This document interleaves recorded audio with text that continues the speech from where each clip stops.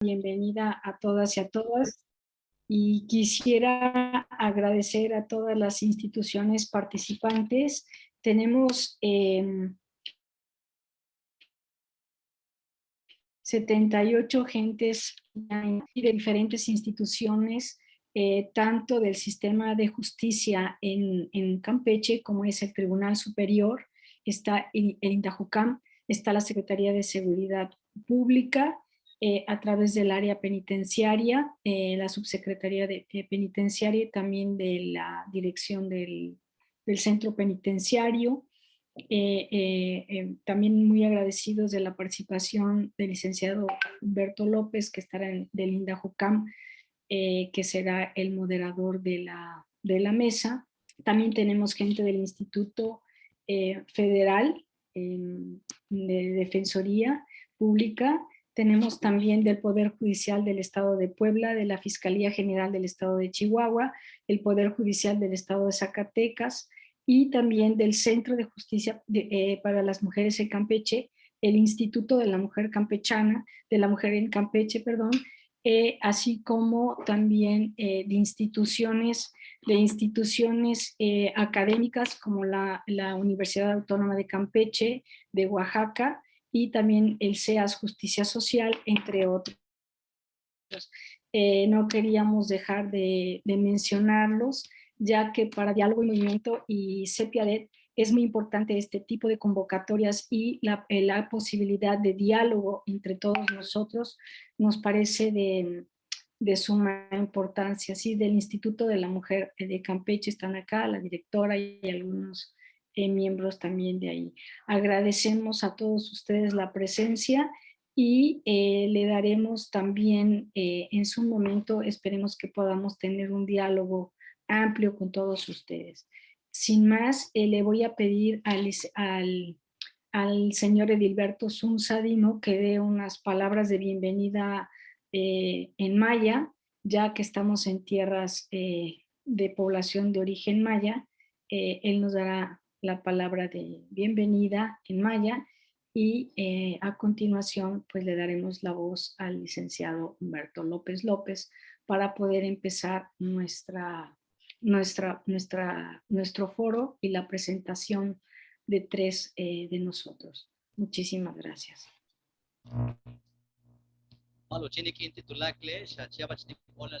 Doctora Artemia Fabre, licenciado Tomás López Arabia, dice Piadet. Yo la lejela, le mucho tambal, yo la lian, yetelu anal, yetelu akbahazulaka, le no puchilas, ya la lobo, le la yan, yetel apetil, yetelu anal, le macho, bite and dabon, bite and dabo, yelo yantalo, tiletzik, zikwalilihela, tu mihachkana, lehela yanjil yetelu bahdalil kata yetelu sabah justicia wetu Campeche más estando meyatal uleyil amnistía yelu beitalu yilal bishanik kulakal ustalilo le mash kalano cárcel wetu kahi Campeche le betikune yabach bel kabet betal wetu kahi Campeche más estumen wey kahakbat yabach mas igual mako wetu Campeche no lubi Yucatán beishan uno lubi wa uno kahi Oaxaca. Le betiqué socano ya el licenciado Tomás López Arabia, ya bach me yacabe tu beta, ya bach ni pola el titulacles, y el cat oldic shaneca, takpa que de música vale pantala, ya le gelo pues socano ya la, ya socano solo tu mente doctora Artemia Fabre, le tiene el licenciado Luis Humberto López López, le tiene que no viste la caleta cual el genoma.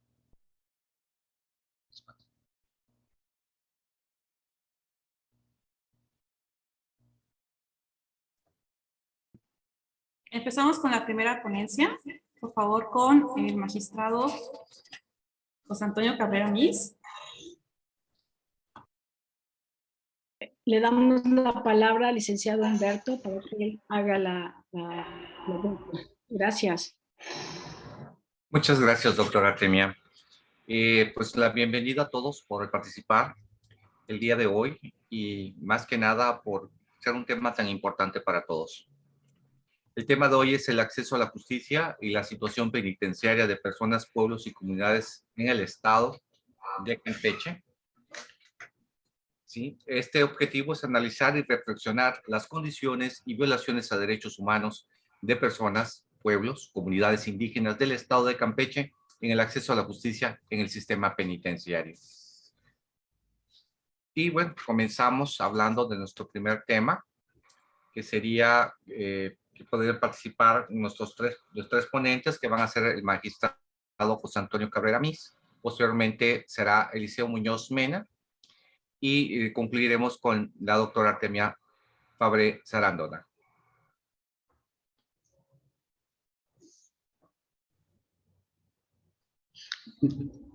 Comenzamos. Sí, adelante, magistrado. Muchas gracias. Muy buenas tardes a todas y a todos. Para mí es un verdadero honor haber recibido esta invitación para participar en esta mesa tan importante para tratar temas trascendentes en materia jurídica, sobre todo relacionado con los pueblos y comunidades indígenas. Tal vez mencionar el concepto pueblos y comunidades indígenas suene bastante abstracto, suene bastante genérico, pero creo que es de vital importancia aterrizar esos conceptos para referirnos a la persona física, es decir, una persona indígena, que, pues como todos los individuos, estamos expuestos, somos propensos de ser sujetos en un procedimiento en materia penal por diferentes circunstancias. A nadie nos gustaría ser víctima, pero tampoco es nuestro deseo, por supuesto, ser victimario, ser el activo, quien comete el hecho delictivo.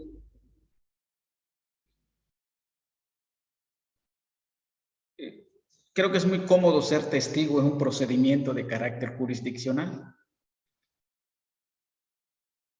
También, por supuesto, representa un gran reto estar como partes procesales, los defensores, los peritos, los intérpretes, traductores, o en la jurisdicción. Pero hay un tema vital en un proceso de investigación, en un proceso judicial, y también, por supuesto, que es donde vamos a centrar la conversación, en la etapa de ejecución de la sanción o de las sanciones. En este caso concreto, de privación de la libertad. No es nada fácil, hay que reconocerlo, para un indígena, hombre, mujer, adolescente. Cuando me refiero a adolescente, puede ser, por supuesto, también hombre o mujer, ser procesado por la comisión de una conducta. Ello representa, desde luego, múltiples desventajas que no afrontan el común de las personas. La primera barrera es la forma de la palabra hablada, el lenguaje. Es la primera barrera. La segunda barrera que yo veo es la cuestión cultural. Pareciera muy sencillo, pero es un tema que tiene múltiples implicaciones en el aspecto cultural. La mayoría nos desenvolvemos en un medio social normalizado, vamos a llamarlo de esa manera. Pero para una persona que desde su nacimiento ha vivido en una comunidad indígena donde los usos, las costumbres son muy marcadas, sumado a esto el lenguaje, la vía que sirve para la comunicación y el entendimiento, cuando eso está limitado, ello va a implicar un enorme problema, una barrera a veces infranqueable para la persona.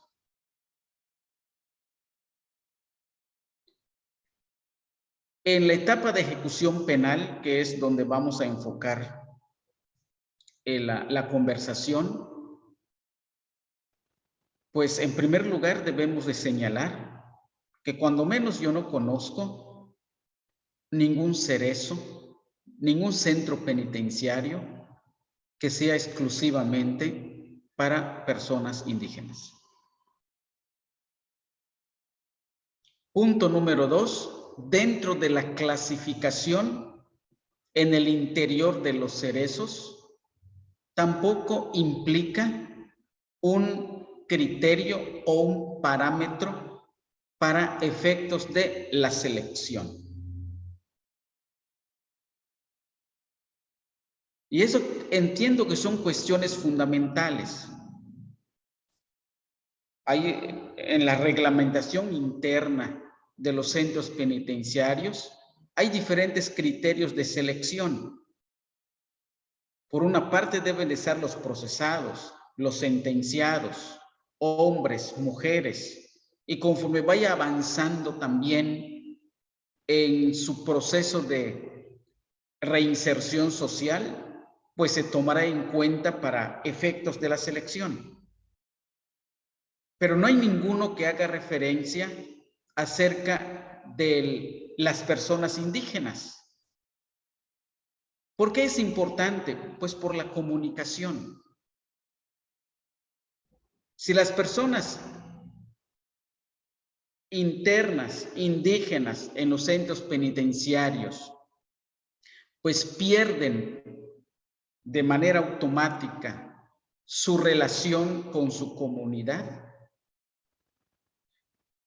creo que una forma o una medida para paliar esta circunstancia, pues es tener contacto con las personas de su misma cultura, de su misma lengua.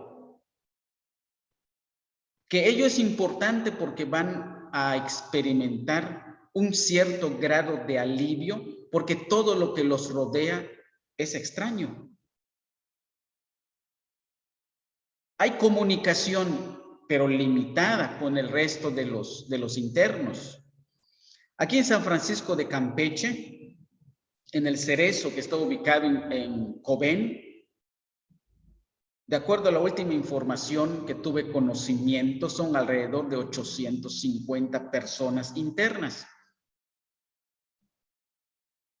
Son muchos. Cierto, representa una minoría de personas indígenas. Hasta donde he tenido conocimiento, son alrededor de 50 los identificados. Hago énfasis, los identificados. Ahora, ¿qué sucede con su proceso o el proceso de reinserción social al que aspira el artículo 18 de la Constitución a través de los ejes que todos conocemos?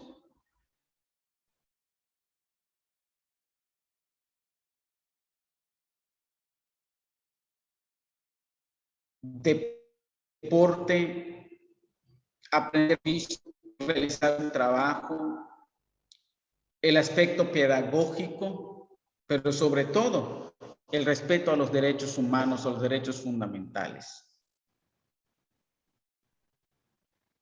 ¿Cuál es la situación? Pues uno de los pilares fundamentales para la reinserción social y la obtención de beneficios es participar en los ejes de la reinserción antecitados.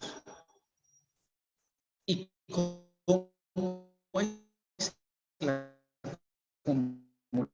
comunicación.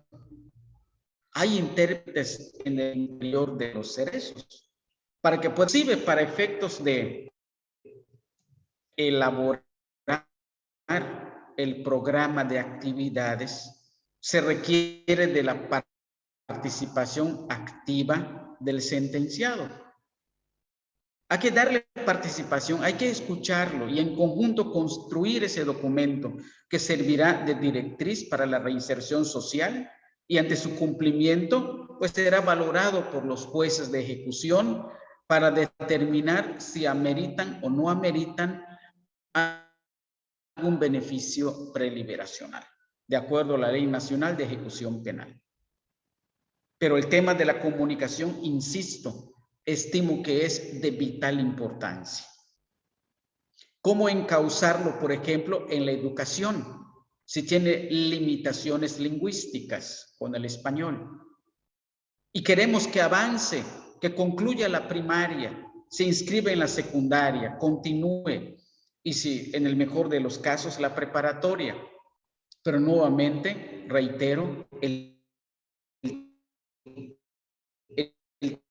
tema de los intérpretes en el interior de los cerezos. Estimo que es una cuestión importante y lo que escuchamos hace un momento, que Campeche representa una entidad muy importante respecto de las personas internas en los cerezos. Y creo que esta circunstancia es menester tomarlo en consideración, porque no es una cuestión accesoria o secundaria, sino que es esencial para efectos de los beneficios preliberacionales, pero también, pues, para que el indígena entienda qué es lo que está sucediendo a su alrededor. Es tomar en consideración, indudablemente son víctimas de los cerezos, de sus propios compañeros, y no dudo también de las autoridades penitenciarias, principalmente hago referencia a quienes ejercen las funciones policiales. Pero también hay que decirlo, ¿qué pasa durante el procedimiento de ejecución penal en una sala de audiencias?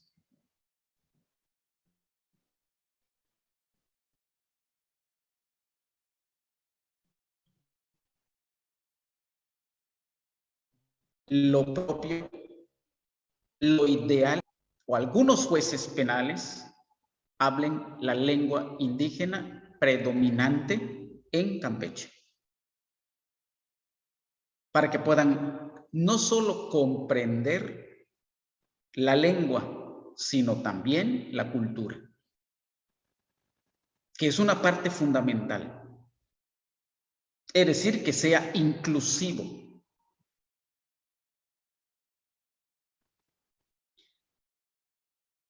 Pregunté hace rato, ¿qué sucede durante el desarrollo de una audiencia? Pensemos que se nombra intérpretes, de acuerdo.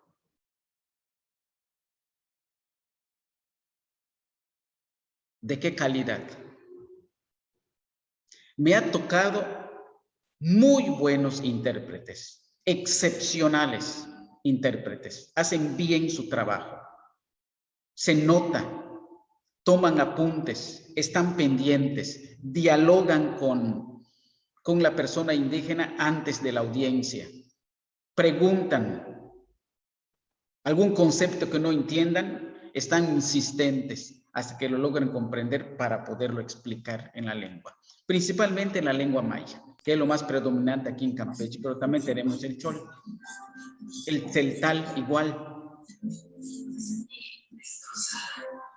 Pero hemos tenido también algunos intérpretes, hay que decirlo, que les hace falta entrenamiento. Y creo que sobre este punto es muy importante prestarle mayor atención con la participación interinstitucional, para capacitación, para talleres, para simulaciones en audiencias, que sería parte del entrenamiento para los intérpretes. Voy a compartir una anécdota y con ello cierro mi intervención. Tuvimos una audiencia hace un par de meses respecto de un indígena que proviene del estado de Chiapas, que habla la lengua tzeltal. Costó un poco trabajo localizar una intérprete, sí, costó trabajo, pero finalmente se tuvo. Pero resulta, y de manera extraordinaria, el abogado defensor habla la lengua tzeltal y nos decía, la intérprete no lo está haciendo bien, no lo logro comprender. E insistentemente no está interpretando de manera correcta. Pero resulta que antes de la audiencia, antes de abrir la audiencia, escuché que estaba platicando con el imputado en una lengua que no es el español. Y se entendí que es una lengua indígena, por supuesto. Y al abrirse la audiencia, pues solicitó intérprete. Y se le otorgó difiriendo la audiencia. En aquella audiencia decía, no está interpretando correctamente. Y le digo, pues auxílianos. Ya escuché que usted habla muy bien la lengua tzeltal, apóyanos para efectos de esta audiencia. Entonces, aquí se conjuntó la intérprete más la interpretación que hacía el propio abogado defensor. Ya después me enteré que, claro, en este caso nosotros ordenamos la reposición del procedimiento porque no le otorgaron intérprete en primera instancia. Ordenamos la reposición del procedimiento en la sala penal.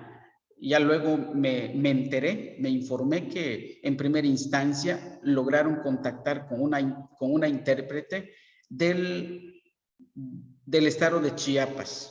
Se llevó a cabo la audiencia a través de videoconferencia, no hubo problema de traslado. Magistrado Antonio, por razones de tiempo, recuerda que tenemos tiempo, tiene un minuto para concluir, por favor. Sí, maestro Luis, con esta descripción de este caso concreto que estoy compartiendo, cierro mi intervención. Muchas gracias, maestro Luis. Muchas gracias, magistrado Antonio Cabrera. Una excelente opinión en cuanto al tema y muy interesante, sobre todo su magnífica experiencia que nos ha dado siempre en el derecho. Continuamos con nuestro siguiente exponente.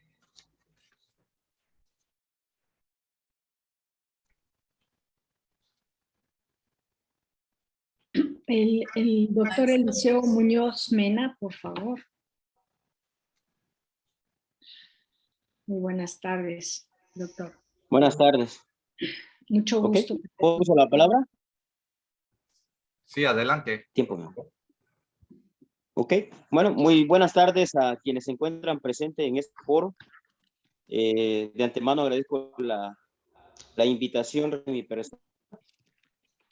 Quiero comentar dos aspectos muy peculiares. Su servidor, soy originario del estado de Chiapas y actualmente laboro en la Comisión Nacional de los Derechos Humanos como director de asuntos indígenas y afromexicanos también privados de la libertad. Un afectuoso saludo a quienes se encuentran aquí presentes. Me parece una primera parte que es importante comentar y que no había que perder de vista, es que, como sabemos, el artículo 18 de la Constitución Política Mexicana señala que hay derechos fundamentales muy específicos que deben tutelarse a favor de las personas indígenas y en general a cualquier persona privada de la libertad, que estos son el derecho al trabajo, a la capacitación para el trabajo, la educación, la salud, y el deporte. Esto en el marco de la reinserción social a la que se refiere la Constitución Política Mexicana, y también esto, por supuesto, en el marco de respeto a los derechos humanos.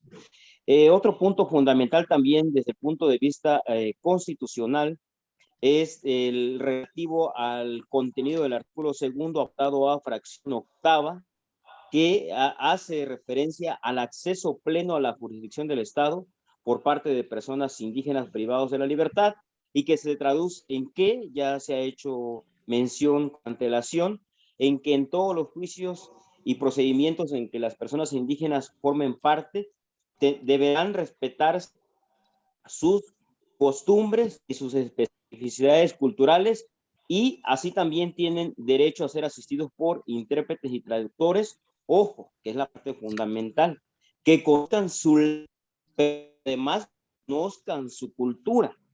Me parece que apenas estamos en pañales en el punto de que exista mínimo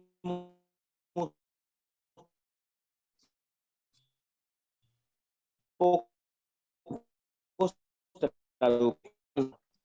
Fundamental que ver que el traductor conozca de su lengua, conozca su cultura, que me parece que esto tiene que ver también con algo fundamental, el que se hagan valer dentro de los juicios y procedimientos, y sobre todo en materia penal, de los usos, la cosmovisión de pueblos y comunidades indígenas, de tal manera entonces que no basta con que cuenten derecho, que cuenten con intérpretes y traductores,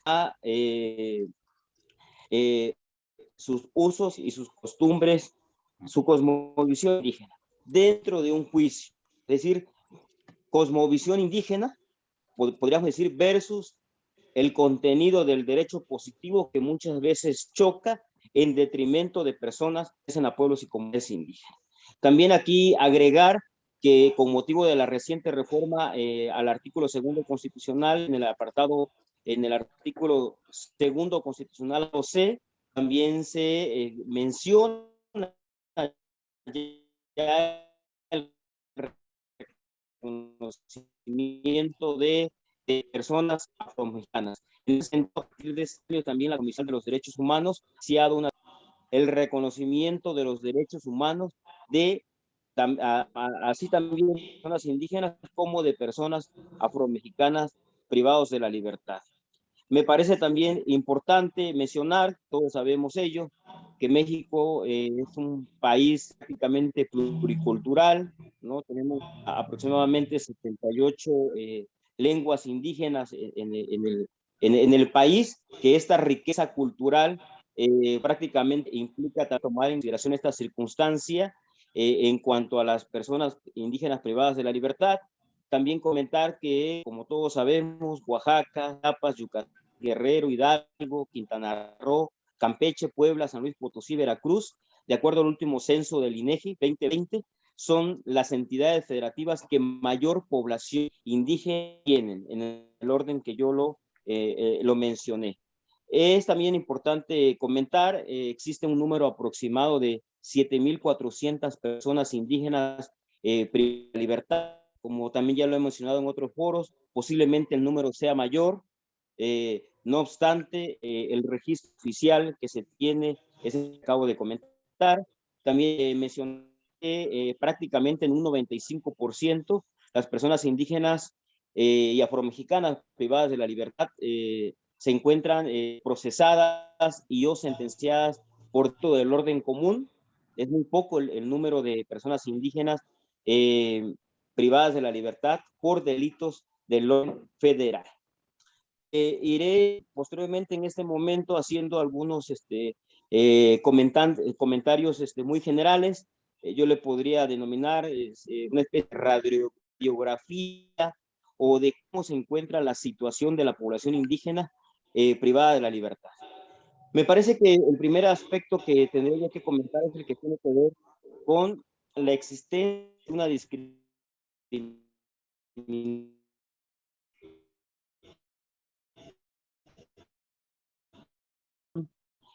estructural en contra de pueblos y de comunidades indígenas al interior de los centros de información sobre sus derechos humanos al interior de los centros penitenciarios en su lengua indígena. Otro aspecto muy importante también que hemos advertido es la deficiente atención médica hacia pueblos y comunidades indígenas, incluso de poder hacer uso de su medicina nacional, un servicio médico totalmente deficiente, pero que tampoco de cierta manera se compata, por decirlo, con poder utilizar en sus centros diarios su medicina tradicional. Y en el mismo tenor se encuentra el acceso a medicamentos totalmente deficiente. También hemos advertido una falta de normatividad en sus lenguas indígenas, es decir, los reglamentos internos en los centros penitenciarios no se encuentran debidamente traducidos a las lenguas y comunidades indígenas que corresponden a personas privadas de la libertad en las lenguas, en las lenguas de cada uno de los de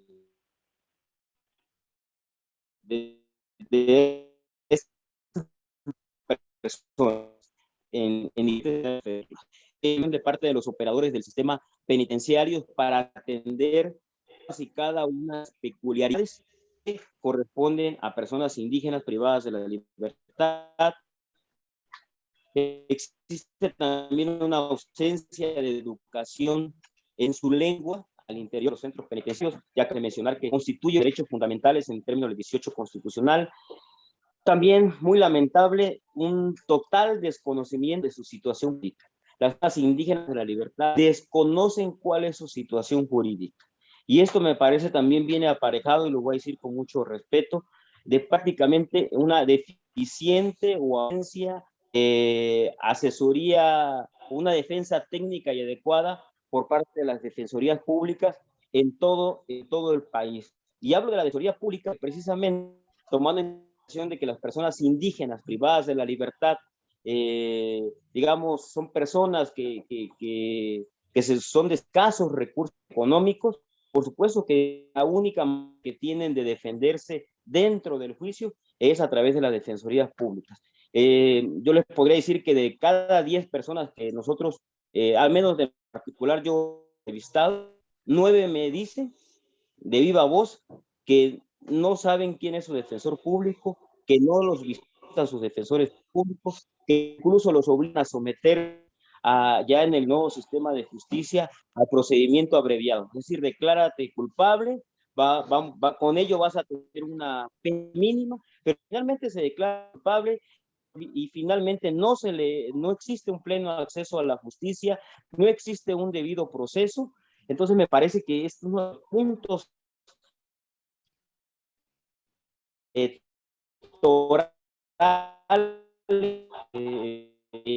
lo que hace a la situación de las personas indígenas antes del proceso y por supuesto también durante su internamiento. Mencionaba yo, no se está pensando muy o poco comunicación con sus defensores. Doctor Eliseo Muñoz, nos queda un minuto para que podamos concluir su presentación. Muchas gracias. Si es tan amable. Mencionar finalmente, insistir en el tema de falta de intérpretes y traductores. También otro tema que preocupa es que existen personas indígenas de la libertad en centros de reinserción social lejanos a su comunidad, lo que finalmente los aísla aún más. Falta de información de beneficios de libertad anticipada. Y ya con esto voy concluyendo. Me parece que también unas consideraciones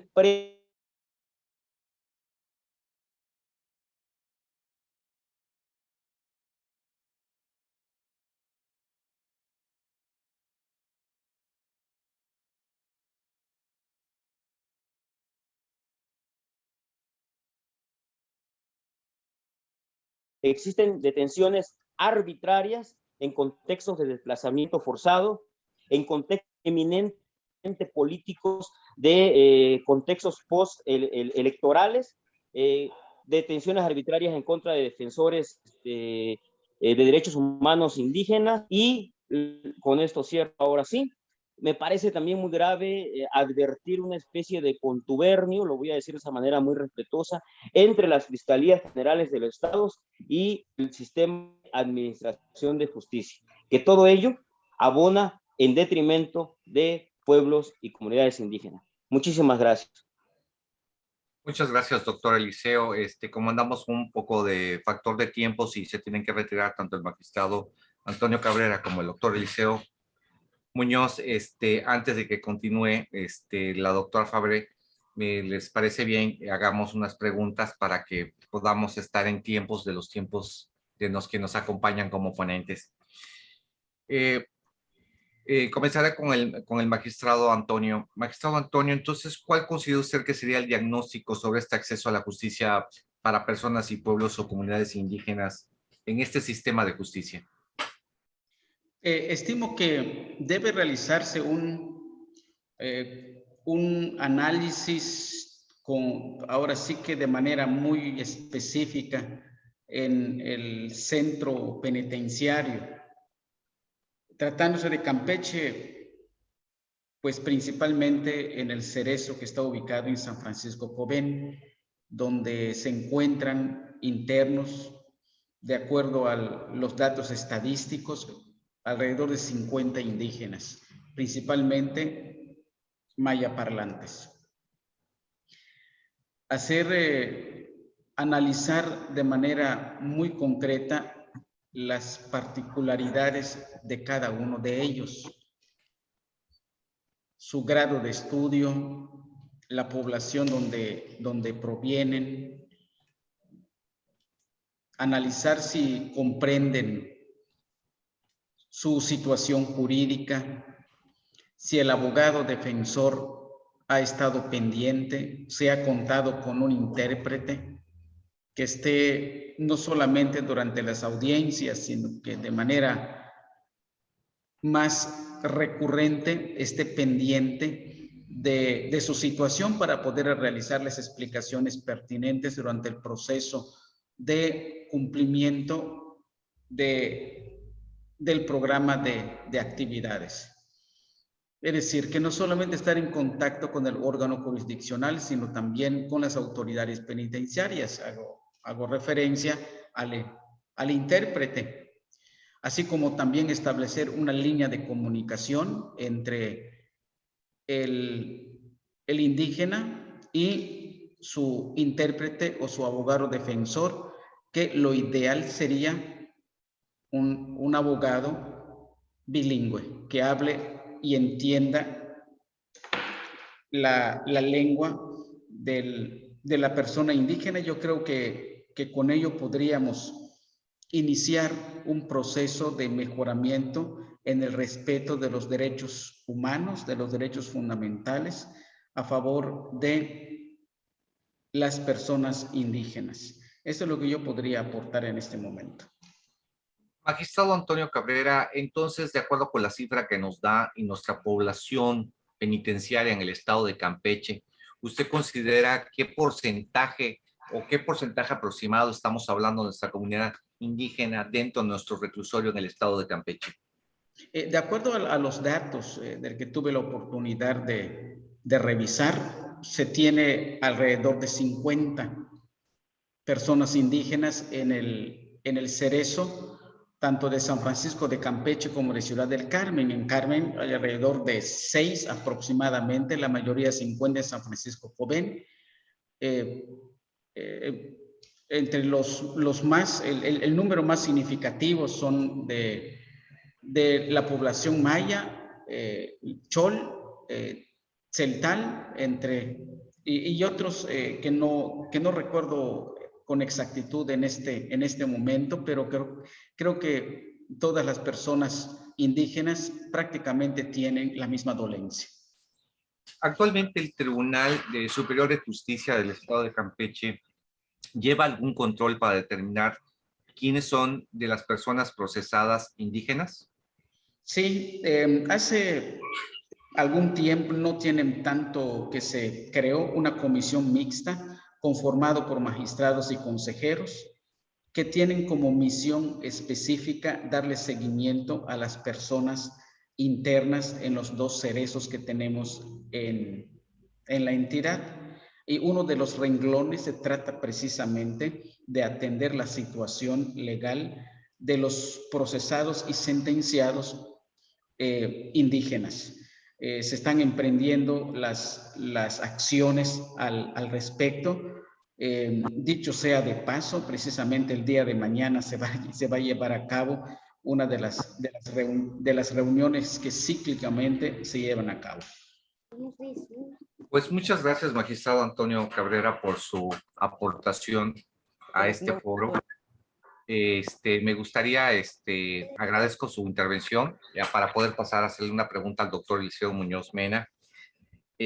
Doctor Eliseo, ¿qué derechos son los mínimos que debe de observar las instituciones penitenciarias para garantizar el enfoque de los derechos humanos con perspectiva intercultural? Gracias por la pregunta. Además de los ya señalados en el propio artículo 18 constitucional, derecho al trabajo, a la capacitación para el trabajo, a la salud, al deporte y la educación, me parece que resulta fundamental lo que hay que trabajar y reforzar es, como había mencionado, el respeto de la cosmovisión indígena, el respeto de las especificidades culturales, tanto antes del internamiento propiamente, durante la secuela procesal y por supuesto también al interior de los centros penitenciarios. Me parece que la perspectiva intercultural, la perspectiva indígena es la que debe de prevalecer, es decir, ponerse en la situación de la persona indígena, más allá incluso del derecho con el que se les mira.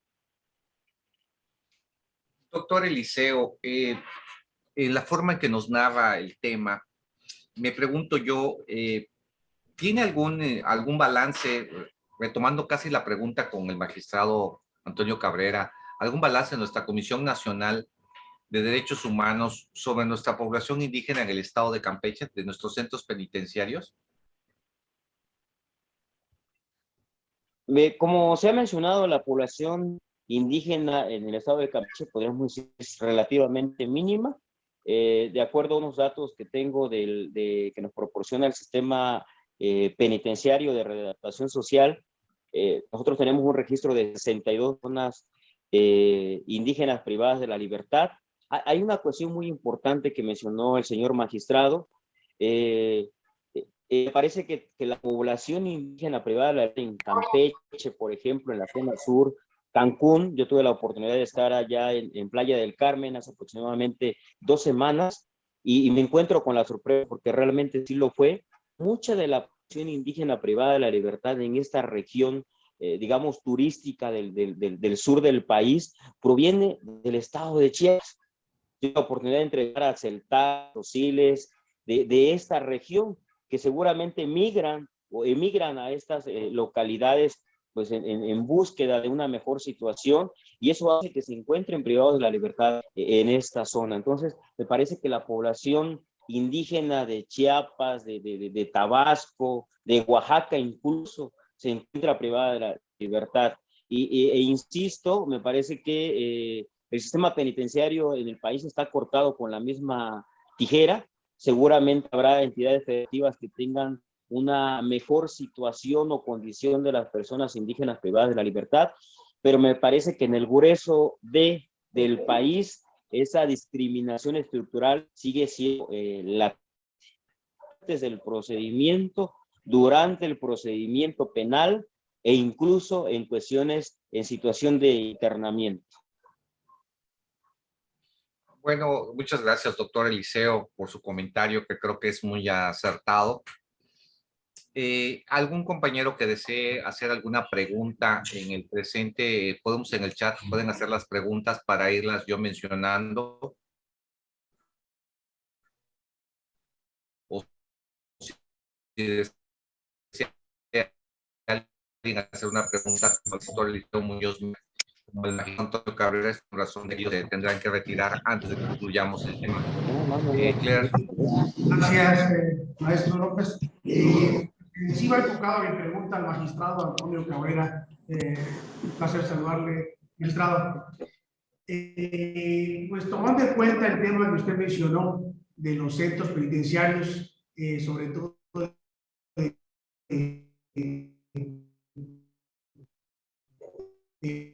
Estado de Campeche, ¿no considera usted darse una especie de colegio o de instituto de lenguas indígenas en el Estado? Obviamente que el gobierno lo arrope, las instituciones requieran algún tipo de intérprete, poder acudir a ellos. Obviamente que estos intérpretes, como usted bien señaló, sean capacitados y que tengan los suficientes conocimientos de abogacía del sistema legal para efecto de poderles brindar una mejor, en este caso, asesoría técnica jurídica para no vulnerar sus derechos.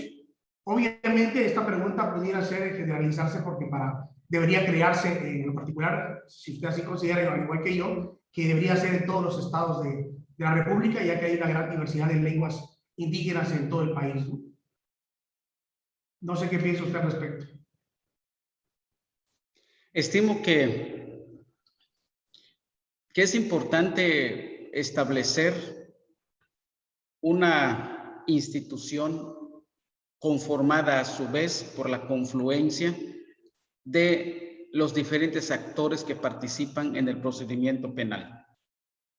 Creo que Campeche tiene características muy especiales en el que es recurrente la intervención de intérpretes en los procedimientos tanto de investigación como en los procesos jurisdiccionales. Pero estimo también de vital importancia no es solamente tenerlos, sino habría que asegurar la calidad de los intérpretes y sobre todo la comprensión del tecnicismo jurídico que quienes somos o no abogados sabemos que es realmente complicado. ¿Cómo decir en maya, por ejemplo, vinculación a proceso? ¿Cómo decir en maya, por ejemplo, legítima defensa? ¿Cómo decir en maya, por ejemplo, formulación de la imputación? ¿Cómo decir en maya beneficios preliberacionales? No tenemos su equivalente. Entonces nos tenemos que poner de acuerdo todos para establecer algunos códigos de comunicación para poder homologar esto. Yo diría no solamente en Campeche, sino en la península de Yucatán. Es cuanto. Gracias, magistrado. Muy amable. Muchas gracias, magistrado. López.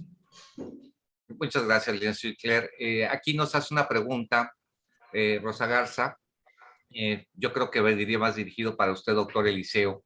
Dice que si la Comisión Nacional de Derechos Humanos ha pensado en el peritaje antropológico como un instrumento de defensa, y se refiere al peritaje antropológico porque permitiría argumentar sobre la cultura del inculpado que de origen entre los grupos indígenas es distinta al occidental. Los indígenas y en general los pueblos de tradición cultural mesoamericana son construidos como personas en comunidad, a diferencia de la lógica occidental. Ok, bien, me parece que es una pregunta bastante atinada.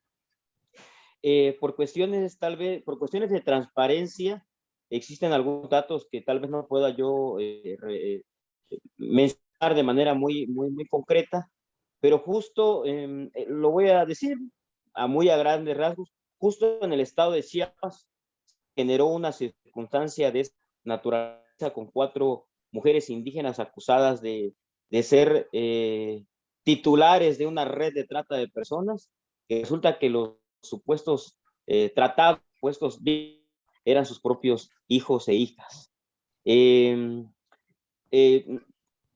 Pronto espero ya se emita la recomendación, ya trabajó en ella. Me parece, yo tengo toda la esperanza que sea esa recomendación en ese caso particular un referente a nivel nacional y que implica precisamente eso, la necesidad que existió de que antes de que la fiscalía ejercitara la acción penal acusando a estas 4 mujeres de trata de personas, se debió haber tomado en consideración su perspectiva indígena, su perspectiva intelectual, su condición de indígenas, y ahí precisamente va a jugar o jugó ya un papel preponderante un dictamen antropológico. ¿no? Que tuvo que ver precisamente con exponer desde el punto de vista antropológico que aquello que para el derecho positivo era la comisión de un hecho delictivo, para su perspectiva intercultural, su perspectiva indígena, no era más que un modo de vida.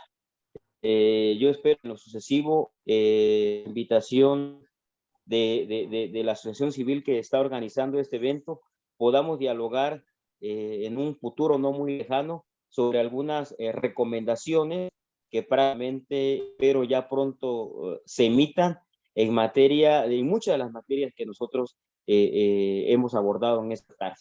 Pero decía que por cuestiones de transparencia no podría yo adaptarme, pero espero pronto poder dialogar sobre ellas. Muchísimas gracias. Una pregunta, doctor, ya que ha tocado un tema muy importante, porque algunas veces se considera la antropología forense para identificar a una persona indígena como un acto discriminatorio, porque obviamente es considerar, ¿verdad? Es encajonar la personalidad de alguien. Desde su punto de vista, como cuestiones de derechos humanos, ¿qué nos opina?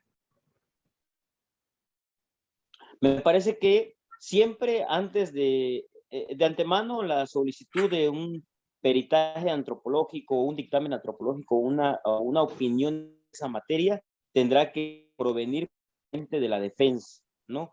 Ya formaría parte de la estrategia de la defensa la necesidad de desahogar dentro del juicio los dictámenes antropológicos. Pero me parece que es muy, muy necesario porque finalmente el dictamen antropológico me parece que juega un punto medio, un equilibrio entre el derecho positivo y entre la conducta cuestionada por ese derecho positivo, de tal manera entonces que este dictamen antropológico abona a poner sobre la mesa la cosmovisión indígena, la perspectiva intercultural dentro de un juicio. Pero sí considero que siempre va a ser fundamental en este sentido la opinión de del propio procesado, de la propia procesada, para hacer valer esta circunstancia cultural dentro del. Muchas gracias, doctor Eliseo. Y aquí hay una pregunta de la licenciada Vania Kelleher que nos pregunta sobre las mujeres indígenas, que si son aún más minimizadas sus necesidades, ¿cuál será el mecanismo para lograr respetar sus derechos y ser apoyadas en sus necesidades, doctor Eliseo?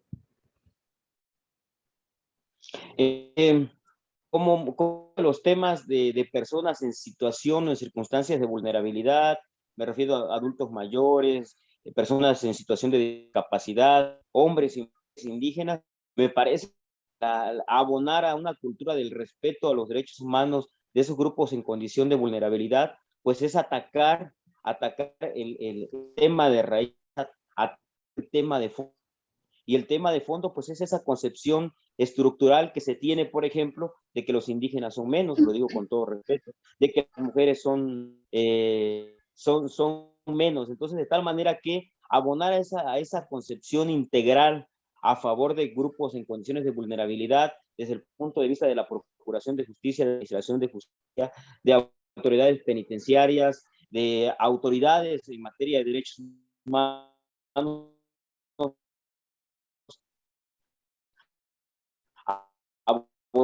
abonaría. Me gustaría ahorita más, una nota. Yo vivía hace aproximadamente, tuve la oportunidad de defender a 8 o 9 policías indígenas, muerte incluso de otro indígena que sucedió de manera imprudencial. Y nada más que dejo sobre la mesa de reflexión. Entrevisto 2 de la tarde con el fiscal especializado en asuntos indígenas aquí en el estado de Chiapas. Y en eso que tuvimos como abogados, llegamos a una conclusión. Y la conclusión era de que estos compañeros indígenas policías no habían cometido ese delito. ¿Y qué me dijo a mí de justicia indígena? Mire, licenciado Eliseo, seguramente los compañeros no habrán cometido el delito de homicidio. No, pero un delito tiene que haber. Y completamente un delito, yo los voy a consignar. vean esa concepción que se tenía y se sigue teniendo de manera desafortunada de hombres indígenas. Dentro del plazo constitucional, me tocó a mí ir a recibir a los compañeros en absoluta libertad 6 días después. Es cuanto, ¿no? Poner sobre esa discriminación estructural que existe por parte de la procuración y consecuentemente de la administración de justicia en algunos casos. Gracias, doctor Eliseo. Hay una pregunta que quiere hacer la licenciada Reina Co. Por favor, adelante, licenciada Reina. Sí, muchas gracias a todos. Buenas tardes.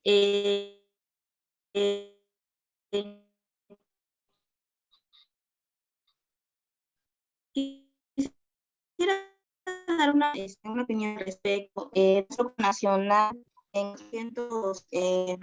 420.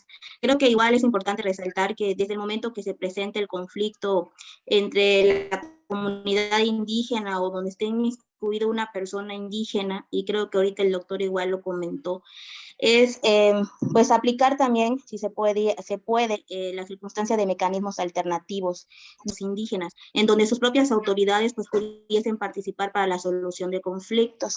Y creo que sería pues oportuno también abarcar todos esos puntos, porque desde que se presenta un hecho delictivo, se presenta un conflicto dentro de la propia comunidad y se acude ante el Ministerio Público, como lo señaló ahorita el doctor, creo que hasta en el caso del Ministerio Público, pues debiera de haber esa participación para poder apoyar a estas personas en esta circunstancia y desde ahí a lo mejor tomar en consideración para solucionar el conflicto, porque esto se va agravando y tan es así como hemos escuchado los comentarios del magistrado como el del doctor, que la situación de una persona cuando está privada de su libertad, pues es mucho más violatoria a sus derechos humanos.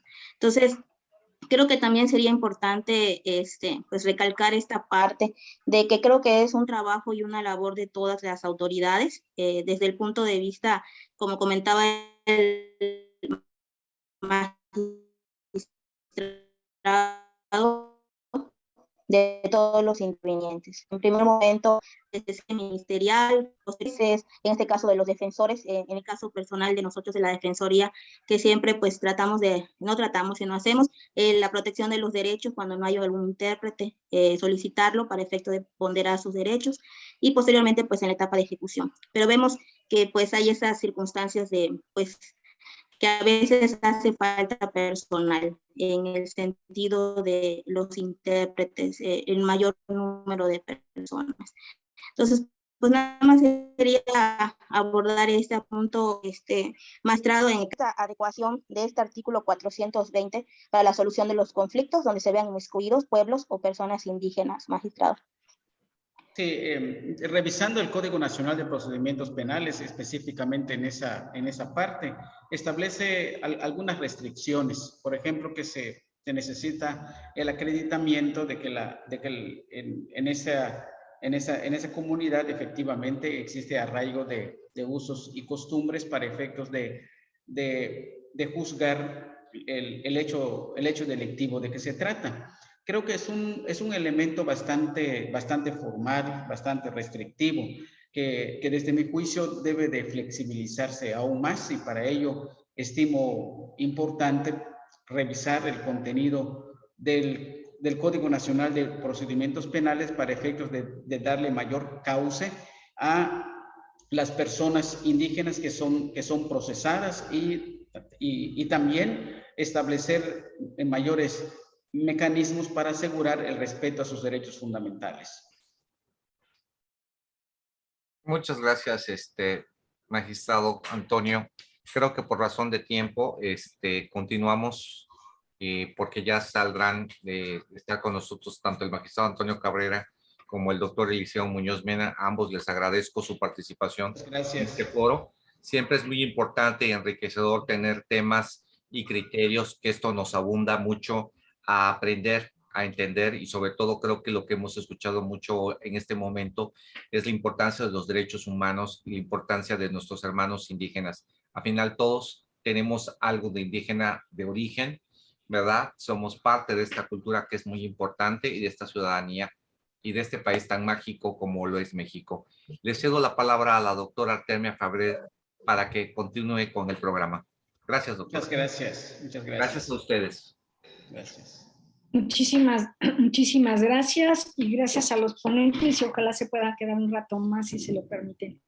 Bueno, como ya algunos temas se han ido tocando, a mí me gustaría regresar a algunos puntos que tienen que ver con el sistema penitenciario y luego cuestiones sobre que tienen que ver con el acceso a la justicia y que va más allá de solamente el sistema penitenciario. Hay varias acciones en el sistema penitenciario que me parecen ausentes y que se han ido mencionando, como el que no haya intérpretes. Creo que sería importante una reflexión y un análisis en materia de lo que son las cárceles y la posibilidad, como ya hay en algunos centros penitenciarios de reinserción social en el país, donde hay separación de la población indígena y no indígena. Habría que valorar esas medidas que permitieran, por un lado, el pleno ejercicio de una diferencia cultural y además de una diversidad cultural. Es decir, que la diferencia cultural implica poblaciones que tienen una diferencia cultural, como son los pueblos indígenas, donde hablan una lengua distinta y además tienen una cultura y una visión de la vida distinta.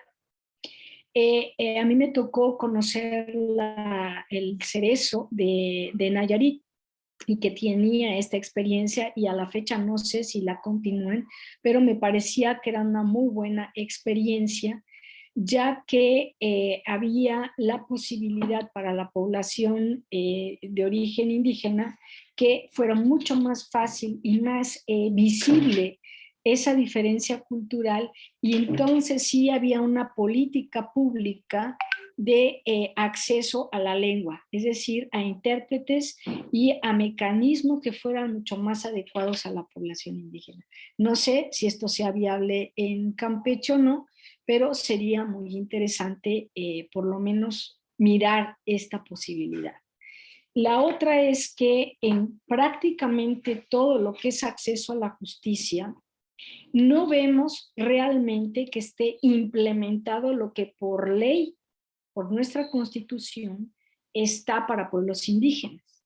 Es decir, no hay intérpretes y no hay ningún mecanismo que permita a la población indígena hablante de cualquier lengua que pueda conocer los reglamentos de los propios cerezos internamente, y muchos de ellos acaban penalizados, sin saber por qué han sido penalizados. Acaban recluidos de una manera pues bastante brutal, porque no hablan el español y no saben qué fue lo que pasó. Muchos de ellos van a ir aprendiendo el español en la cárcel, a través de 7, 8, 19 años en cárcel, ¿no? Es decir, que no solamente le fueron violados sus derechos humanos desde que son aprendidos, ¿no? Desde el policía, todo el proceso en fiscalía, ¿no? Que desde ahí empezamos, no fueron considerados los derechos de los pueblos indígenas en materia de interpretación, ni tampoco de un asesor, bueno, ahora hablamos de un asesor, ni que esas confesionales sean con intérprete. ¿Ya? Entonces, desde ahí vamos viendo cómo se va arrastrando una serie de violaciones. Y si a esto le vamos agregando que los defensores públicos no hacen el trabajo correspondiente de tumbar esas primeras declaraciones, que se podrían tumbar desde el principio y no tener a una gente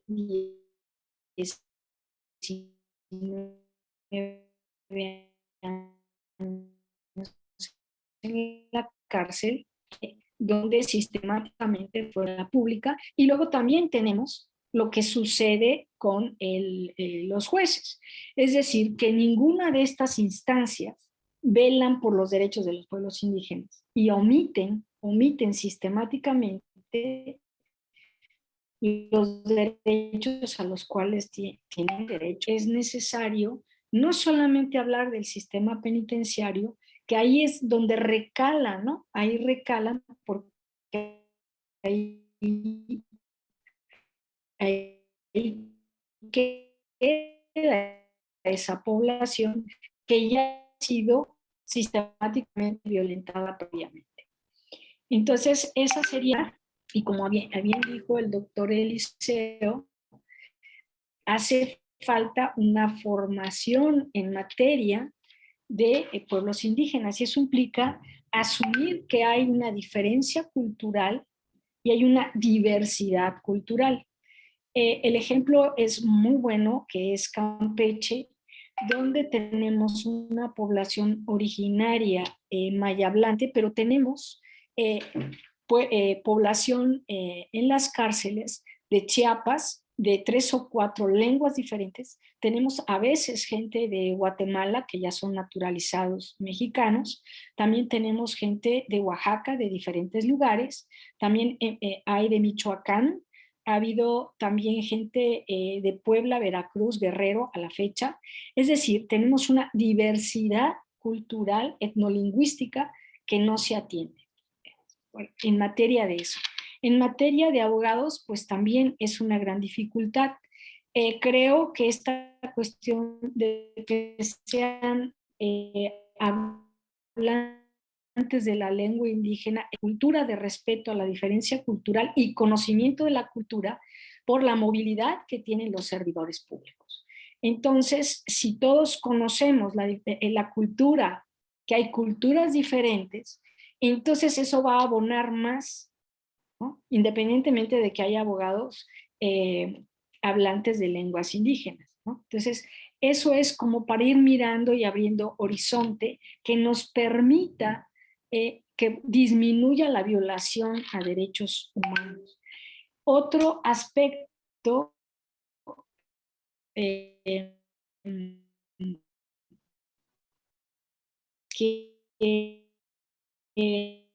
es importante es que las cifras que se están manejando de 50 personas indígenas hablantes de alguna lengua en el registro como de 100 gentes. Eso quiere decir que hay un subregistro de desconocimiento o por la omisión sistemática de violaciones a derechos humanos. Entonces también eso hay que decirlo, ¿no? Y que el día de mañana pues tendremos un caso en la ley de amnistía federal justamente con estas temáticas para el estado de Campeche. Entonces, estos son temas que me parece importante y que agradezco que tengamos tanta participación. Y otro tema que tiene que ver con mujeres indígenas. Las mujeres indígenas también sabemos, como cualquier otra mujer, que están en situaciones de mayor situación de derechos vulnerados. Y acaban acentuándose porque son muchas veces, no siempre, las mujeres quienes son monolingües. Y además que esa diferencia cultural, esa cultura, hace que queden en una situación más grave. Y el otro tema fundamental, me parece, tiene que ver también con los intérpretes que se ha ido manejando el tema. Ese es un tema, me parece, muy grave, que no se ha atendido de manera estructural. Tenemos el Instituto Nacional de Lenguas Indígenas a nivel nacional, que no tiene los recursos para dar la formación. Hoy el INPI, el Instituto Nacional de Pueblos Indígenas, anteriormente CDI, tenían un recurso para la capacitación para poder acreditar intérpretes, no certificar como pide la ley. Pero la acreditación con ¿esto qué quiere decir? Que requerimos forzosamente la formación sistemática de intérpretes en materia penal y en materia de salud. No sé qué haya pasado, pero no sé si me están escuchando. Ok, ya fue.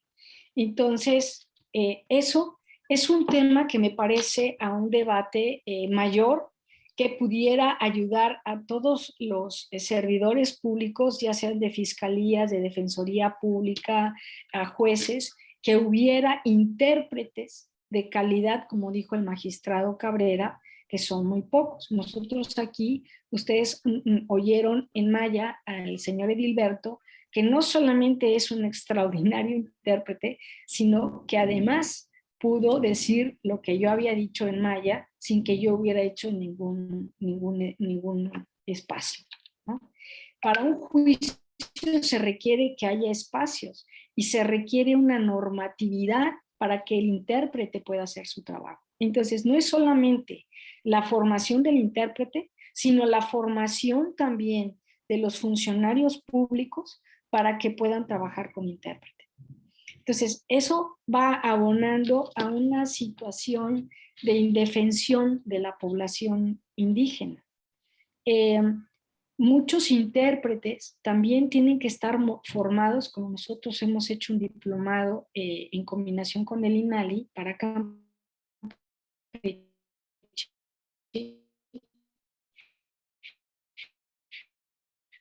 donde se les dio materia de género. Es decir, un intérprete tiene que ser muy víctimas por violación, niñas. Es decir, tiene que haber un abordaje de ese intérprete de muchísimo cuidado para no violentar aún más a esas mujeres. Y eso es de suma importancia. Entonces tenemos que trabajar en conjunto la sociedad civil con las instituciones para lograr un mejor acceso a la justicia. Se estuvieron hablando de los tratamientos. Nos queda un minuto para poder concluir su participación. Ajá. En los tratamientos, por ejemplo, en el consejo, para poder tener el consejo que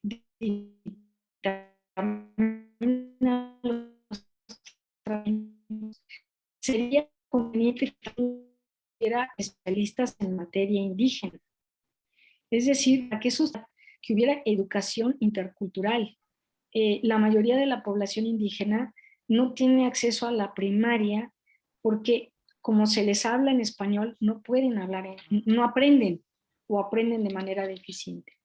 Otro tema importantísimo son los puntajes y la decisión de muchísimos defensores de oficio y de fiscalía que deciden que la persona que tienen enfrente habla suficientemente el español. Esa es una violación impresionante. Eso lo tiene que determinar un perito en materia, que es un lingüista,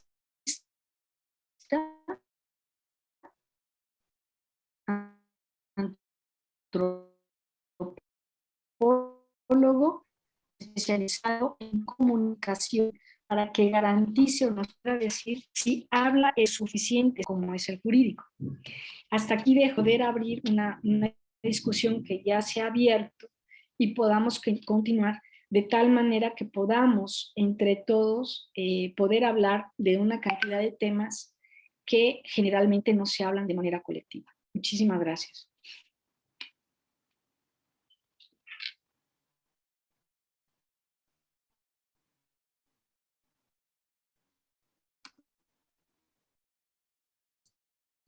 Muchas gracias, doctora Artemia. Los que deseen participar para continuar con esta parte de preguntas, teníamos alguna que quería hacer la licenciada Rosa Garza. ¿Me está escuchando? Sí, lo escucho, gracias.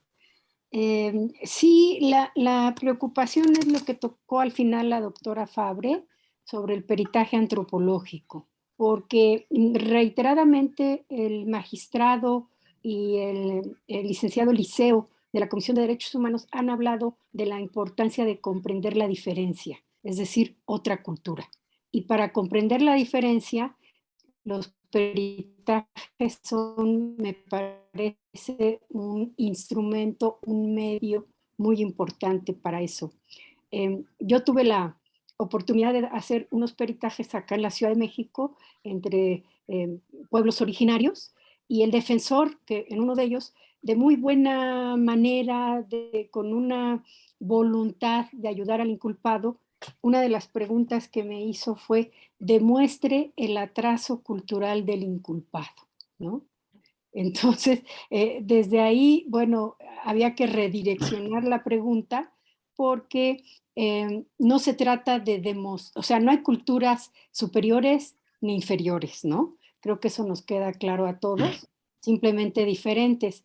Pero entonces hay, lo que yo siento es que hay un desconocimiento de esas diferencias culturales. Eso me parece que es lo más importante. Y ahí me gustaría escuchar la opinión de la doctora Fabre, porque bueno, ella es una experta en peritaje antropológico. Nada más. Gracias por la pregunta. Pues sí, no hay atraso cultural, ¿no?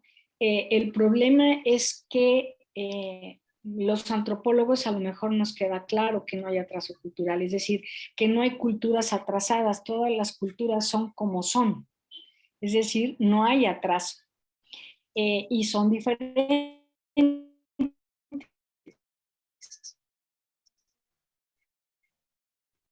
Pero lamentablemente si ustedes se acuerdan, anteriormente estaba el código que hablaba sobre la media nacional, es decir, allegarse de información para que nos digan sobre la personalidad y la cultura bajo la perspectiva de la media nacional.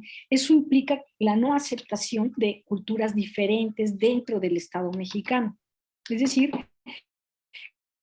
que los mayas no son cultura como tal, los otziles no son una cultura como tal, los celtales, los seris como tal.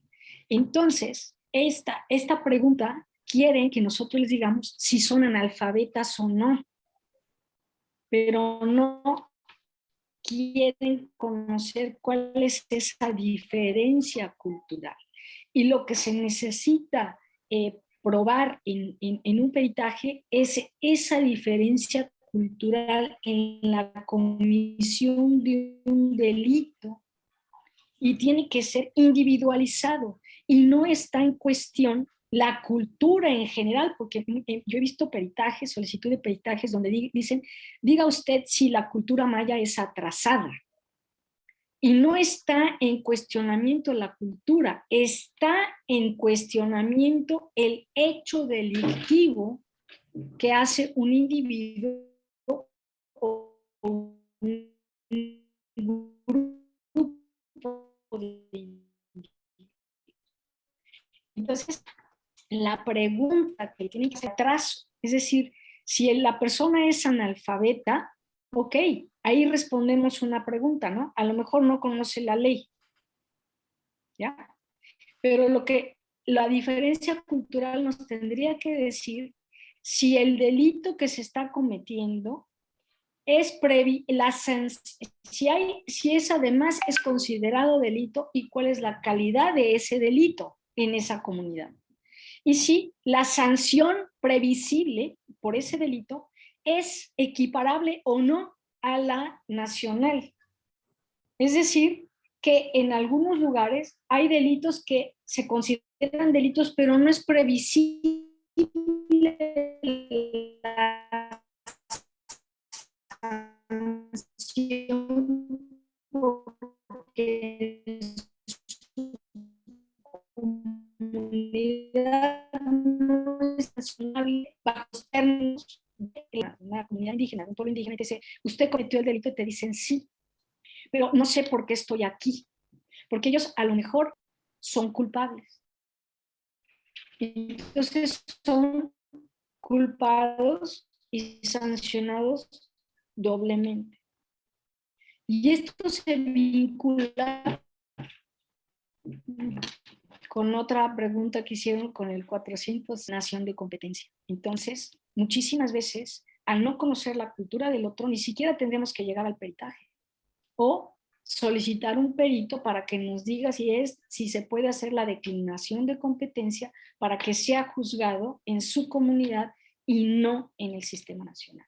Entonces, nos falta no solamente afinar en el sistema nacional la inclusión de los pueblos indígenas, sino también abrir el espacio a la declinación de competencia. Y el peritaje está inserto en esas dinámicas. Muchas gracias, doctora Artemia, por su explicación. Licenciada Rosa Garza, si tiene algo más que agregar. No, muchas gracias. Muy bien la explicación. Gracias. No, muchas gracias a usted por participar con nosotros. ¿Algún compañero que desee hacer alguna pregunta más? El licenciado Alejandro Col tiene la mano arriba. Bueno, ¿me escucha? Bueno. Sí, adelante. Mira, yo nada más quisiera mencionar y rescatar lo que decía el magistrado Antonio Cabrera. Cuando hay la omisión de advertir a alguna persona indígena, se repone el procedimiento. Entonces, yo lo que quisiera opinar respecto es que la piedra principal o la obligación es en primera instancia de la autoridad jurisdiccional. Si hablamos en materia penal, por supuesto que tiene que ser el Ministerio Público. No necesitamos autoridades muy cuadrados, no necesitamos autoridades con que esto me dice la ley y eso es lo que tengo que aplicar. Y bueno, yo pertenezco a la sala civil, pero yo he visto que aquí principalmente es la omisión del juez de advertir que hay una persona que se dice ser indígena o se autoescribe de ser indígena. Y nos ha llegado, por ejemplo, casos en el aspecto donde el juez lo omite simple por el hecho de que la persona sepa hablar maya y esté vestida no precisamente con su vestimenta indígena, ya entonces no lo da por indígena, sino que simplemente dice, sabe hablar español y viste como una persona de la ciudad. No le doy por válido que sea indígena, ¿no? Pero el protocolo internacional dice que basta con que la persona diga que se autoescribe como indígena y perteneciente a una comunidad indígena, es suficiente como para que esté la protección de los derechos y pueblos indígenas en ese aspecto, ¿no? A mí me tocó hace muchísimo tiempo, en mis inicios de litigante, donde me tocó ser abogado litigante de la parte demandada y a la vez intérprete. Me gustó porque la jueza ahí advierte una persona que hablaba maya, pero que en ese momento no tenía alguien disponible para ser intérprete. Afortunadamente salió bien, pero a lo que voy en este aspecto es que los jueces tienen que tener la mayor responsabilidad de actualizarse en estos temas importantes, porque es nuestra obligación proteger el derecho de las comunidades y pueblos indígenas sobre todo. Esto. Creo que el comentario de Alejandro Col, es muy importante entender, pero creo que más importante es entender de que muchas veces el desconocer la ley no nos exime de la responsabilidad. Lamentablemente creo que hay mucha responsabilidad en todos los abogados a la hora de participar en los procedimientos. Obviamente que los derechos humanos, partiendo de nuestro artículo 1 constitucional, se debe de respetar el estricto apego al derecho en un procedimiento judicial. Y obviamente en materia penal tomamos en cuenta que es el juez el primero el que debe decir si se están vigilar y decir si se están respetando los derechos y si la persona conoce sus derechos. En materia civil debiera de ocurrir consecuentemente lo mismo. Sin embargo, por el tipo de, a veces, de cambio de procedimiento no lo tenemos. Es importante entender que también todos los operadores del sistema judicial, o sea, también los defensores y asesores, tenemos esa responsabilidad del cumplimiento, como también de las fiscalías, de respetar los derechos indígenas, como respetar cualquier otro derecho humano. Creo que es muy importante tu comentario y tu pregunta. Si quisiera agregar algo más, doctora Artemia, al respecto. Pues sí hay algunos temas ahí que son importantes, pero luego le voy a pedir a mi amigo, el licenciado Tomás, que haga algunas observaciones, ya que ellos son también especialistas en materia y con ellos estamos haciendo este evento. Pero hay una parte que creo que es importante que mencionó el licenciado Alejandro Coll, que son, por un lado, la autoadscripción y la otra, la reposición de procedimiento. Aquí me parece que hay dos elementos muy importantes. La autoadscripción, por ejemplo, cuando un abogado dice, es que no se autoadscribió como indígena, ¿no? Entonces, aquí hay un tema que me parece delicado, porque la población indígena, supongamos que habla deficientemente el español y que además no sabe, por los contextos en los que vive, que tiene derechos por ser simplemente parte de un pueblo indígena. Es decir, que tiene derechos que le asisten, como es el de tener un intérprete. Y está el racismo, que hace que no quiera decir que es indígena porque pues los tratan mal, y más a las mujeres. Entonces, si la carga de la prueba recae en la persona que está en la cárcel, se vuelve entonces un vicio el juzgar a una persona o defender a una persona. Ese me parece que es un tema importante a tratar. Y el otro es que si dejamos que esa carga de la prueba de la autoadscripción sea por parte de la persona que no sabe que tiene derechos y que además ni siquiera entiende la palabra de autoadscripción y no tiene intérprete, la reposición del procedimiento, aunque legalmente y procedimentalmente es correcta, la violación sistemática de derechos humanos de esa persona continúa porque se mantiene a esa persona que ahora va a tener que, ya te reconocí como indígena y ahora de nuevo el proceso. ¿Cuándo debería de quedar libre como hicieron con esta señora Cassés? Porque el procedimiento ya está viciado de origen. Entonces, este tema que trajo el maestro Alejandro, pues a mí me invita a esta discusión. Es decir, que no es un tema solo de reposición de procedimiento, es un tema de exigibilidad de derechos humanos y de capacitación a los funcionarios públicos. Entonces, yo agradezco esa aportación porque me parece fundamental, ¿no?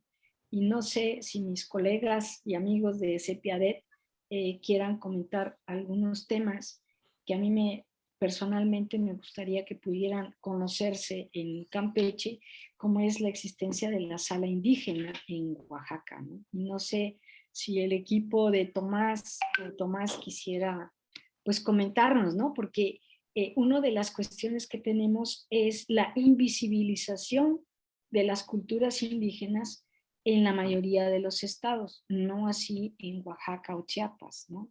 Otros estados como Puebla, etcétera, ¿no? Pero bueno, no sé, esa sería mi participación, licenciado. Bueno. Pues muchas gracias, doctora Artemia, y aparte creo que tocó algo muy importante cuando hablamos del debido proceso y la violación al procedimiento y la carga de la prueba. En materia civil decimos que la carga de la prueba, el que afirma está obligado a probar, como el que niega está obligado a probar. Por lo tanto, siempre la carga de la prueba deviene de la persona que refiere el tema. Sin embargo, en materia penal es muy de considerar la importancia que reviste que verdaderamente el juez verifique los derechos humanos del imputado y sobre todo la importancia que también nos reviste cuando hablamos del debido proceso, que no es más que tratar de entender a final de cuentas que se cumplan con todas las normas de un procedimiento, o sea, que se haga conforme a derecho. Y partiendo de este punto, también es importante entender que la nulidad es un acto muy importante en nuestro derecho, porque la nulidad, a final de cuentas, es falta uno de los elementos, que es el consentimiento, y cualquier falta de consentimiento en el derecho, pues nos estriba una nulidad, y esto es también parte del debido proceso, aunque en la práctica, en materia penal, creo que nos toca hablar de reposición del procedimiento para no dar a conocer la verdadera violación, ¿verdad? O sea, es más difícil para una autoridad reconocer que hubo una nulidad en el procedimiento y es más fácil reponer el procedimiento para así no encontrarnos ante violaciones a los derechos humanos. continuando, Tomás López, si gustaría compartirnos algo. Bueno, muchas gracias, licenciado Humberto, y algunas precisiones que la doctora Artemia en relación a este tema, ¿no? En realidad, parecería que con la reforma en materia indígena en el año 2001 y un poquito los convenios que nuestro país ha adoptado a nivel internacional desde 1989, parecerían a veces temas ya como suficientemente debatidos, ¿no? Sin embargo, yo creo que estamos ante un escenario justamente de instrumentación de la norma. Y ya cumplimos, este año cumplimos pues justamente 11 años de la reforma en materia de derechos humanos también, junio del año 2011. Entonces, lo que uno sigue encontrando es que uno se pregunta, ¿es un problema de normatividad o es un problema de instrumentación? Y yo creo que particularmente una postura de nosotros es que es un problema serio de instrumentación. El tema del intérprete, el tema del concepto de debido proceso y lo que implica el debido proceso, o sea, leído desde, como bien lo comentaba usted, licenciado Humberto, o sea, leído desde la óptica occidental, pues efectivamente hay un procedimiento, hay normas, hay mecanismos que hay que cumplir de manera adecuada. Pero si esta lectura del debido proceso la colocamos desde una construcción, digamos, del derecho indígena, pues cambian los escenarios, ¿no? Entonces, creo que hay varios temas ahí que quedarán ahí sobre la mesa para seguir debatiendo, pero me centraré en algunos básicamente, ¿no? Primero, creo que este tema de la autoascripción ha sido un tema que ha sido, pues, no debatido incluso, sino ha sido omiso por parte de las instituciones estatales.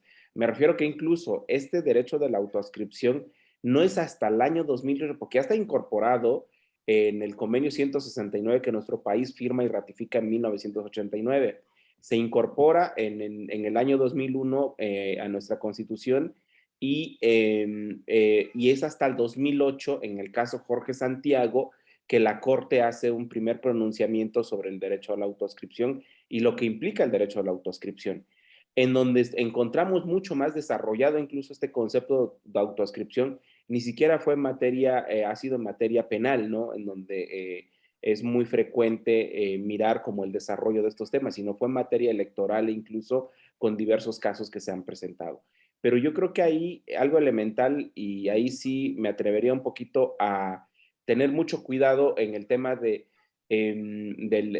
quién se dice indígena y quién tendría que estarlo comprobando.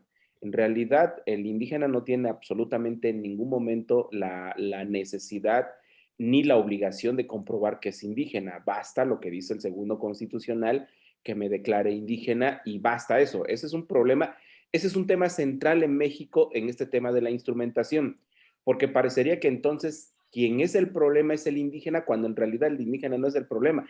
El problema es el Estado, son las instituciones que no tienen las condiciones para discernir ese proceso. Es decir, y ocurre en otros ámbitos, no necesariamente en este tema de la autoascripción, pero es muy frecuente. E incluso se ha aducido a que el indígena a veces se declara indígena por conveniencia.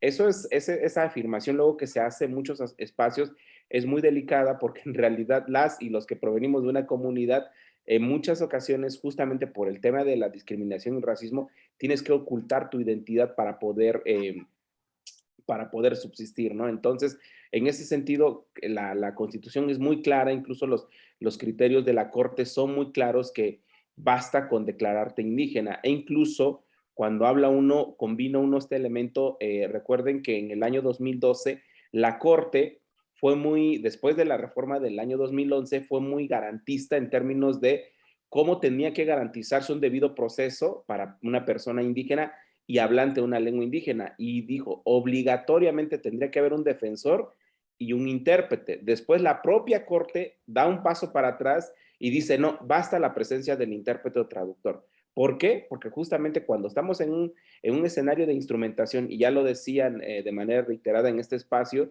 que no hay suficientes intérpretes, pues menos defensores que hablen la lengua y cultura. En realidad, la aspiración del constituyente cuando dice intérprete y defensor es porque son dos figuras diametralmente distintas. Es decir, el defensor arma una estrategia de defensa y es parcial y él sabe que él busca la libertad de la persona a la que está defendiendo. En el caso del intérprete, su figura es totalmente distinta, es imparcial. Por eso un poquito la crítica incluso a algunos recientes criterios de la Corte, en donde, por ejemplo, a ciertos defensores públicos federales los obligan a ser intérpretes también. Ese no es un problema del indígena, ese es un problema del Estado que no logra resolver con suficientes intérpretes, con presupuesto, con formación. Entonces, ahora sí que en el deber ser, pues, estamos todavía un poco lejanos en ese sentido, pero esas son las condiciones que se han dado, ¿no? Entonces, este último caso este caso que colocaba Artemia, nos ha ocurrido en el caso de Oaxaca, ¿no? Y no solamente Oaxaca, sino hay distintos criterios de la Corte, específicamente este caso, Florence Cassés tiene tiene también un criterio que la Corte adoptó en el caso de algunas personas tzotziles del estado de Chiapas, en donde al encontrar un vicio en el procedimiento que fue la falta de intérprete, le llaman, hay un efecto corruptor, es decir, vicia totalmente el procedimiento y ¡pum!, declaran la libertad de la persona. En el caso de Oaxaca, lo que ha hecho la sala en algunos casos es justamente tomar este criterio, el criterio Florence Cassés, el criterio estas personas tzotziles del estado de Chiapas, en donde ellos dicen, hay un vicio corruptor y por lo tanto no puede continuar y se le tiene que dar la libertad a la persona. Entonces, creo que ese ha sido un criterio, por ejemplo, que la Sala de Justicia Indígena en Oaxaca ha adoptado. Ahí yo creo que tendría mis reservas y como siempre lo hemos comentado aquí con la colega Artemia, es que si bien es cierto, se necesitan como este tipo de espacios especializados, pero más que espacios especializados se necesita que las y los que estamos en contacto con este tipo de temas podamos tener un panorama. ¿Por qué? Porque, por ejemplo, el caso de Campeche es muy emblemático. Tiene más del 44% que se reconocen indígenas. Es muy alto, o sea, en densidad poblacional, pues sí, efectivamente, Yucatán y Oaxaca tienen mucho mayores habitantes, pero en términos de porcentaje, es casi el 50% de población que se reconoce como indígena. De manera inmediata se activan ciertos derechos ahí que, y ya con esto cierro, que habría que cuidar esto que se ha estado colocando también en los últimos años. No solo es un tema de igualdad procesal, sino, por ejemplo, algunos colegas lo han insistido mucho como la igualdad sustantiva. ¿Qué quiere decir esto? ¿Qué elementos hay alrededor de, por ejemplo, solo tomamos la figura ahorita del intérprete?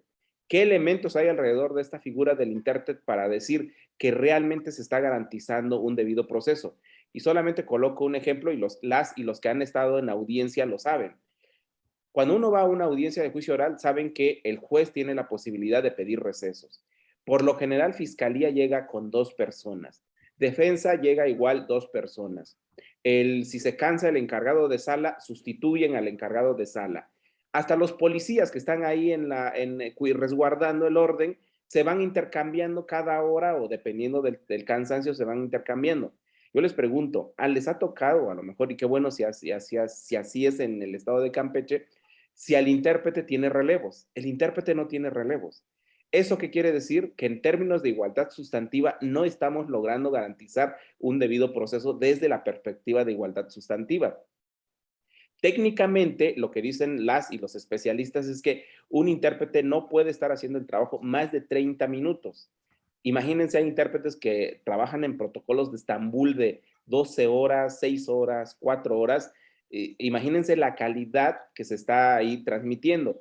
Y uno a veces quisiera decir, bueno, pongámonos en el ejemplo de que a uno le estuviese ocurriendo ese tipo de hechos, pues no permitiría ese tipo de situaciones, ¿no? Entonces, ese es un tema del relevos. El otro tema es las distancias que tienen que recorrer estos intérpretes para llegar a las salas de justicia, la remuneración que tienen. En muchas de las ocasiones también se tiene la idea de que, pues, basta con lo mínimo, porque las y los indígenas en este país han estado habituados a eso. Incluso hay una expresión de un juez federal acá en Oaxaca, en donde yo le decía, oiga, pues yo lo entiendo, que la austeridad republicana, pero le digo, ¿pero por qué a los indígenas?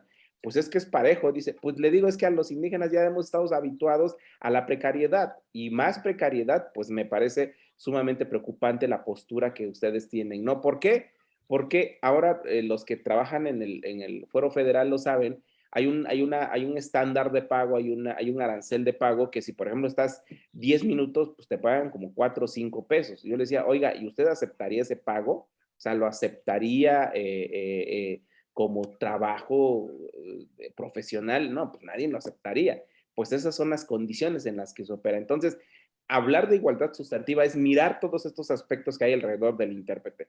Y eso lo podemos mirar también en el tema del defensor, lo podemos mirar en el tema de otros elementos que en realidad van a lograr hacer esto que el licenciado Humberto clarificaba como el debido proceso. ¿Qué es esto del debido proceso? ¿No? Entonces, pues solo dejaría hasta ahí los comentarios y pues creo que son temas sumamente importantes que, insisto, yo creo que más bien es un tema de instrumentación, más que de seguir legislando. Yo creo que sí hay necesidad de legislar, pero los esfuerzos tendrían que estar concentrados en la implementación, en la instrumentación de política pública que permita garantizar de mejor manera y de derechos de población indígena. Gracias, licenciado Humberto. Muchas gracias, Tomás López. Yo creo que también hay que concluir algo muy importante que no le hemos dado importancia. Dentro de las políticas públicas nacionales, uno de los ejes rectores que estableció la política de Andrés Manuel López Obrador es la excarcelación. Y yo creo que esto es muy importante entender, porque esto es muy importante de lo que hoy en el estado de Campeche nuestra gobernadora trae a colación, hablando de las personas privadas de su libertad, o mejor como decimos en el argot legal, los PPL. Esto es importante para poder entender cómo hablamos de defender los derechos y sobre todo creo que de los derechos de los grupos vulnerables en general y de nuestra comunidad indígena principalmente, porque esto implica la importancia que debemos de dar a la sociedad que también nos ha dado como abogados defensores y la importancia que reviste, porque en las políticas públicas muy pocas veces se ha abarcado estos temas que hoy están tomando importancia porque parecía que fueran parte de la parte oscura de la sociedad. ¿Sí? Muchas veces los defensores públicos en meses pasados o en años pasados se consideraban no tan importantes como creo que lo son ahora. Y a esto viene el comentario de nuestro magistrado Saldívar en la Suprema Corte de Justicia en su expresión del día de ayer de decir que los defensores públicos deben ser pagados incluso del mismo nivel que los jueces, porque si queremos jueces de calidad, también debemos de tener defensores públicos de calidad.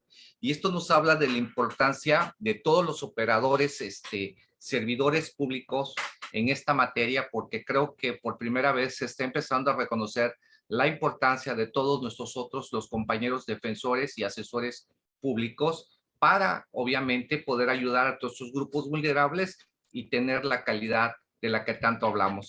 Por supuesto que también es muy poco el momento para hablar tan grandes temas que nos da esto y la materia. Sin embargo, en hablar del acceso a la justicia, de la situación penitenciaria de personas y pueblos y comunidades, pues es muy importante poder entender que hay mucha labor por hacer. Este tema es, creo que la inició a mucho de más que platicar. Les agradezco a todos su participación. Doctora Artemia, muchas gracias por este trabajo que está realizando en pro y en beneficio de nuestra comunidad indígena. Muchas gracias, Tomás López, por también participar, al magistrado que ya no se encuentra con nosotros, como al doctor Eliseo.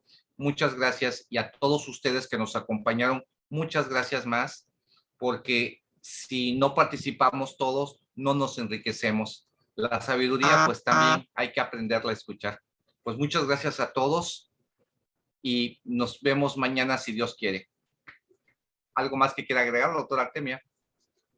No, pues muchísimas gracias a todos y mañana continuamos con el tema que justamente puso usted en la mesa sobre las liberaciones. Mañana hablaremos de eso, importantísimo tema. Hasta luego, buenas noches a todos. Buenas noches. Buenas noches. Gracias a todos. Buenas noches. Gracias, buenas noches. Buenas noches, gracias. Gracias por la invitación. Gracias, buenas noches. Excelente participación. La reforma de buenas noches. Buenas noches. Puede ser interpretada refiriéndose a sí misma, ya que más que nada podría caer en una contradicción de ella misma. Por otra parte, la tesis positiva nos menciona que la norma sobre el procedimiento de la reforma es susceptible de reforma siempre y cuando pueda existir una argumentación que la contradiga entre la norma 1 y la norma número 2. Si al caso es que llegara a subsistir alguna contradicción, esa sería irrelevante gracias a dos razones.